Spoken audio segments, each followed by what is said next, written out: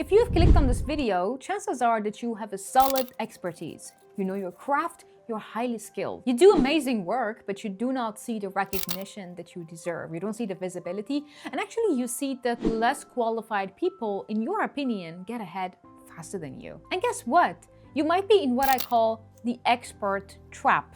In this video, I want to show you why your career depends on your presentation skills and why it is holding you back. By the end of this video, you will have a new perspective on presentations and you'll have a couple of new action points that you can take in order for you to get faster ahead.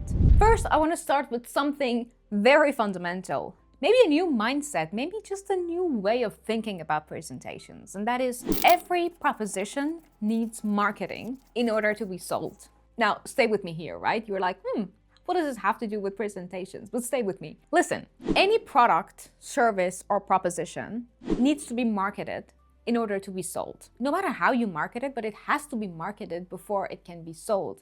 Because in that way, other people become aware that that thing exists for that specific reason.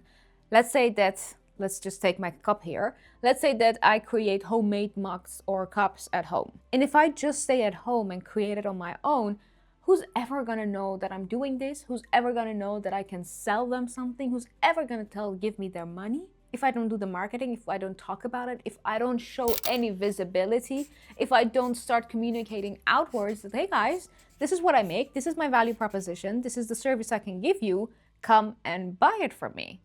If you don't do that, nobody's gonna know what you're doing, nobody's gonna know what you're selling, and nobody's going to give you the visibility and the recognition that you deserve. Now, getting back to the topic of presentations, you are the proposition. You are the proposition. Most of the times it's about how you sell yourself, how you sell your expertise, how you sell that you are an authoritative person in that regard. You see, a lot of people start creating enhancement. They try to go through a lot of learning and development. They do a lot of things internally in order for them to get better. But they do not actually start to communicate outwards what they have done. And if they do great work, if they invest a lot in their development, but nobody really knows about it, well, nobody's gonna buy it. Nobody's gonna buy your cup. Nobody's gonna give you a promotion. Nobody's gonna give you that negotiated deal, okay? So every value proposition needs marketing to be sold. And if you are the proposition, your way of marketing is all of your outward communication to the world, to your colleagues, to the people outside of your circle. And the presentation becomes your marketing. It becomes that activity that tells other people that this is who I am, this is what I've done, this is what I can do, this is what I'm capable of, and this is what I can offer you. And then other people might be able to sell it from you. So we started with the first point, which is every value proposition needs marketing to be sold. And in this case, you are the proposition and your presentation and all of your outward communication is your marketing. So that's one. So when it comes to why your presentation skills are holding you back, that is the first thing that is holding people back, that they don't understand that their presentation and outward communication is their marketing for whatever they are delivering for the work, for the people they love, or other stuff that they are busy with. When it comes to why presentations are holding you back in your career is just the realization that a lot of knowledgeable people are the ones struggling the most with presentations. Now, take this from me and just listen to this for a sec. It is way, way easier to have an opinion, to recommend something, to suggest something when you do not have a lot of information and data. But once you have a lot of data, once you have multiple perspectives, once you have that system thinking in mind, it is so hard to go with a decision and recommend something and say, this is what we should do and this is what we mean. It's so much easier to do it when you do not know a lot, but it's way, way, way harder when you know so much and you don't know where to begin. You become indecisive and you do not start presenting what you believe and what you want to do. And this is not something I'm making up, right? This is an effect called Dunning-Kruger effect, which means that our confidence levels are changing based on the amount of knowledge we accumulate over time. Now, let's look at this. If you have two axes, where in one we have the competence, which is amount of knowledge, starting from knowing absolutely nothing to being an absolute guru and expert in that area. And on the vertical axis, we've got the confidence, which starts from not having confidence at all to being all the way fully confident about what you're talking about.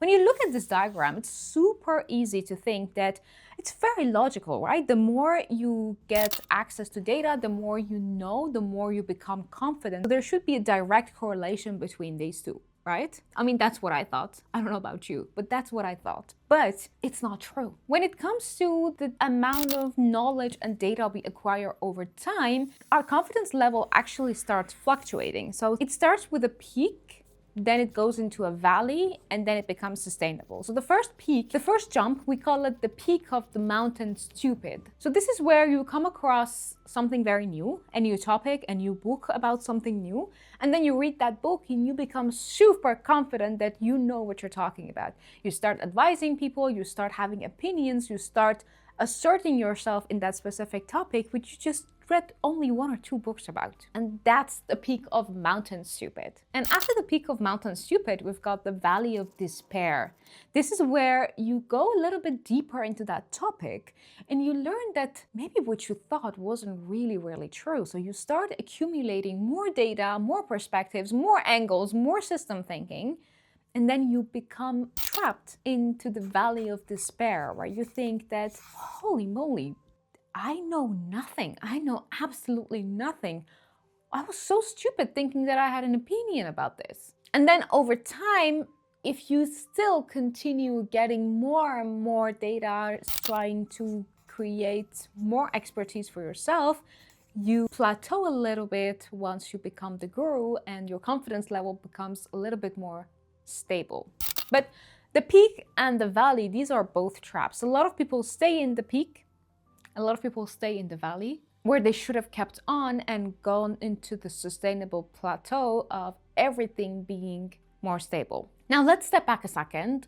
Going back to the fact that knowledgeable people struggle the most with giving presentations, this is what I'm talking about.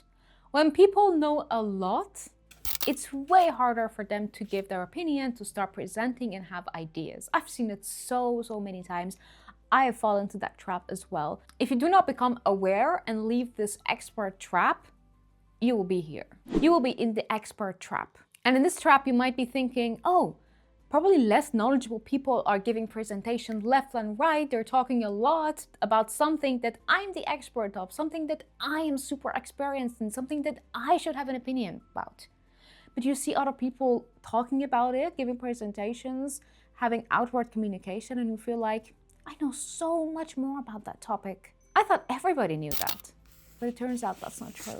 So when it comes to why your presentation skills are holding you back, this is the second point you need to take into account, that you might be very knowledgeable in your area, and that might be in the way of you starting presenting something, having outward communication, and having ideas, suggestions, and recommendations. Now let's go to the last point on why your presentation skills are holding you back, and that is the fact that you need to become a complex thinker and a simple communicator. Let's draw a diagram here. So if we had a 2x2 matrix of how people think in terms of being simple and complex, and the way people communicate in terms of the words, the phrases they use, the sentences, starting from being simple all the way to being complex. So looking at this 2x2 matrix, we've got simple thinkers, simple communicators. We've got simple thinkers, complex communicators. We've got complex thinkers and simple communicators, and we've got complex thinkers and complex communicators. So we want to be a complex thinker and simple communicator all the way here. But let's look at the other ones. So if you are a simple thinker and a simple communicator, I call them the general talker. No matter which meetings you put them into, they're going to talk about that topic. No matter how much expertise they have, they're just going to talk about it very easily. Everybody understands them. But when they talk, you understand that they have a superficial level of knowledge when it comes to that specific topic. So simple communicators and simple thinkers, they are basically just general talkers. They can talk generally about anything. Then we've got simple thinkers and complex communicators, which I call overcomplicators. These people are the ones that are not super expert in their work, but they use a lot of jargon. They use the corporate language or lacking substance in whatever they call it. They put a lot of words. There are a lot of words coming out of their mouth, but if you were to summarize, you wouldn't know what word to put your finger on. So a lot of words come out, a lot of different things, a lot of perspectives, but you're like, what did that person really say? They spoke for 2 minutes about this. What did they say exactly? Then we've got complex thinkers and complex communicators. This is what I call the expert trap. This is where you don't want to be in, where you know a lot, where you have multiple perspectives, where you're thinking super complex in a system thinking way, but you are communicating that also in a complex way that you're leaving other people behind because they cannot really relate to what you're thinking. Because if they were, they would also be experts. Because it's okay for you to talk to other experts like that, right? Because you have the same mental model. But if you're an expert, you want to show your idea to somebody, you want to give an update, you want to do something about it, you need to get other people on your side. You need to let your thinking be fluid, matching the mental model of the person that you are talking to. And if you always talk simple, then it matches everyone's. So in your communication, if you are trapped in the expert trap, so all the way up here, then you might be losing your audience halfway. Even if you are presenting, your message is not landing because you are a complex thinker, which you should be because you're an expert, but you're not really communicating that in a simple way so that other people also get along with you and get on your side. And last but not least, we've got the complex thinkers and simple communicators. This is where we want to be. This is our place to be. This is where we want to end up because it shows that we are a complex thinker. We have multiple perspectives. We think about it from all the different angles because we are an expert in it. And then we communicate it in a way that even a 10-year-old will understand. And this is what I call free experts. These people are expert because from everything they talk about, there's substance there. You see that they know what they're talking about, but they don't use a lot of words. They don't use a lot of, beating around the bushes, a lot of corporate language, a lot of jargon. They go to the point because they have an opinion, they're sure about it, they say that without a lot of noise around it. And those are the free experts that are not being held back by their presentation skills. And the free experts are exactly the opposite of overcomplicators. When overcomplicators, they don't have a lot of substance. They haven't learned a lot. They're not very much an expert in that topic, but they have a lot of instances where they are communicating outwards. So somehow, if you are in constant interaction with these people, you realize that they don't really know what they're talking about. Everything stays on the superficial level. They don't really know what they're talking about. They have ideas, okay, but they're not really the experts, so they start communicating outwards. But the free experts, they know a lot. They have spent so much time educating themselves. They have spent a lot of time understanding the problems, and they only have targeted, pointed communication outward so that it lands where it lands. The overcomplicators are just shooting around, hoping it hits where it hits, but the free experts are the ones that are having pointed, targeted communications. And the trapped experts are just overwhelming other people because they already know a lot, but they are also communicating a lot and in a very complex way outwards.